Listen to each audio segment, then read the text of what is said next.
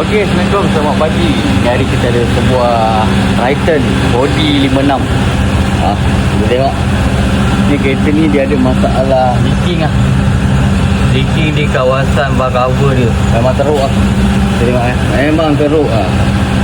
Jadi untuk kereta ni kita akan buka dia punya intake lah. Intake, manifold dia, bar cover dia. Sebab kereta ni pun bila kita scan dia ada keluar EGR. Ni EGR dia. So kita akan buka dulu lah.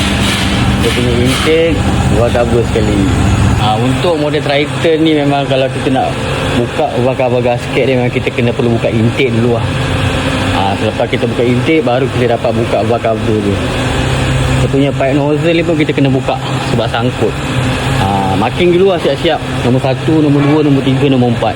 Saya nak bagi sedikit info untuk model-model 4x4 ni.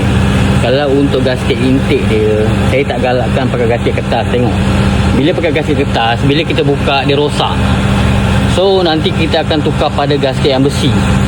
Baru dia tahan.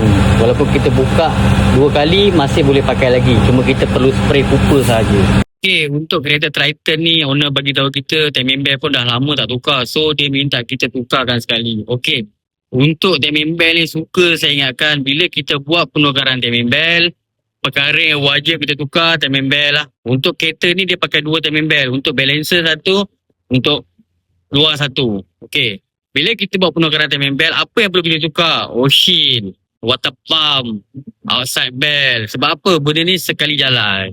So, yang dalam baru, yang luar pun baru. Jangan kita tukar timing belt, water pump kita tak tukar. Tukar timing belt, oil, timing belt pakai lama. Tak boleh. Nanti tak lama, timing belt basah. Sebab apa? Oil dah keras. Minyak tak dapat cover. Dia terlepas. Jadi, pergi ke timing belt. So, jangan buat kerja 2 kali.